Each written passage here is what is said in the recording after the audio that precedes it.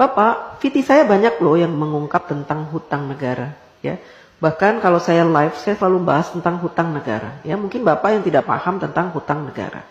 Saya akan jelaskan sekali lagi, ya. Mumpung saya lagi ada semangat untuk menjelaskan supaya apa? Bapak tidak menyebar hoax, ya. Bapak tidak berpikiran jahat terhadap pemerintah, ya. Supaya juga menambah pengetahuan Bapak tentang hutang negara, ya. Mudah-mudahan saja penjelasan saya nanti membuat Bapak agak terbuka matanya, kupingnya, ya, pikirannya, wawasannya. Jadi begini Pak, hutang negara, setiap negara ingin mengajukan hutang kepada IMF atau World Bank gitu ya, atau kepada negara-negara lain gitu ya, kepada negara-negara yang mau memberikan hutang, maka harus disepakati oleh wakil-wakil Bapak. Di mana? Di DPR RI. Ya. Bentuk negara kita memang mempunyai aturan seperti itu. Presiden tidak bisa memutuskan segala sesuatunya, apalagi perkara hutang sendirian. Jadi harus dinegosiasikan dengan DPR. Dan DPR punya peraturan bahwa negara tidak boleh berhutang, ya, yang mana pembayarannya, cicilannya itu melebihi 60% dari penghasilan negara. Ya.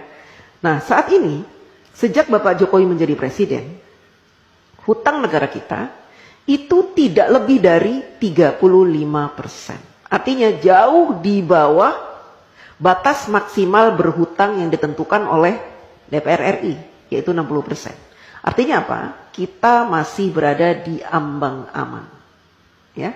Dan saat ini Indonesia terkenal sebagai negara yang hutangnya sedikit.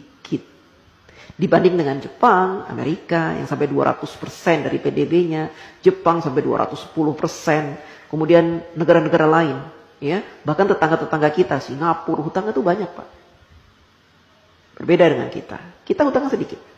Beberapa tahun yang lalu Bapak Jokowi juga sudah melunasi hutang warisan sebanyak 7.000 triliun. Bapak heran kan dari mana uang 7.000 triliun itu? Kok Pak Jokowi bisa membayar? Karena Bapak Jokowi selama ini melakukan penghematan pengeluaran APBN. Dengan cara apa? Dengan cara tidak menggunakan APBN untuk pembangunan negara. Bapak Jokowi mensiasati pembangunan negara dari para investor, baik dalam maupun luar negeri. Sehingga APBN-nya utuh, tidak diutak-atik.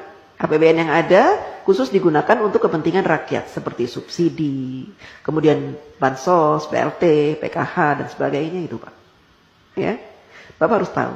Jadi kalau Bapak bilang hutang sampai 8.000 triliun itu, seandainya saat ini hutang kita 8.000 triliun, itu sedikit Pak. Dibanding dengan PDB kita tuh sudah banyak sekali Pak. Itu jumlahnya cuma 35% dari penghasilan kita. Penghasilan negara maksudnya. Ya Pak? Jadi masih di ambang batas wajar. Anak cucu kita nanggung. Tidak Pak, dulu juga gitu. Katanya Pak Harto berhutang banyak sampai 20.000 triliun. Nanti anak cucu nanggung. Saya tidak merasa menanggung. Saya sudah dewasa, sudah besar, sudah tua, setua ini. Tidak pernah saya merasa menanggung beban hutang negara, tidak. Itu kan hanya kiasan-kiasan yang diberikan oleh orang-orang yang membenci pemerintah. Ya, jadi mereka membuat rumor-rumor seperti itu. Supaya apa? Supaya kita membenci pemerintah. Kan gitu. Kita awam, orang awam, tidak pernah diberikan pemahaman tentang hutang negara. Sehingga yang ada di pikiran kita, hutang, negara berhutang, nanti anak cucu kita akan membayar. Tidak Pak. Ya. Selama pemerintahan itu baik, memberikan kesejahteraan kepada kita, memberikan gaji UMR yang pantas, ya, kemudian memberikan peluang-peluang untuk usaha, sehingga kita punya penghasilan setiap bulan, dan memberikan lowongan-lowongan pekerjaan yang sangat banyak, maka kita tidak terbebani oleh hutang negara Pak. Ya, apalagi sekarang pemerintah sudah membuka banyak sekali lowongan dengan dibukanya smelter-smelter, proyek-proyek hilirisasi, itu akan membuka ratusan ribu lowongan pekerjaan Pak buat bangsa Indonesia, dan itu akan menjadi penghasilan yang akan dinikmati dan sehingga kita tidak dibebani oleh hutang itu. Hutang negara tidak dibebani Pak. Jadi Bapak jangan sok tahu, ya. Jangan sok tahu, oke?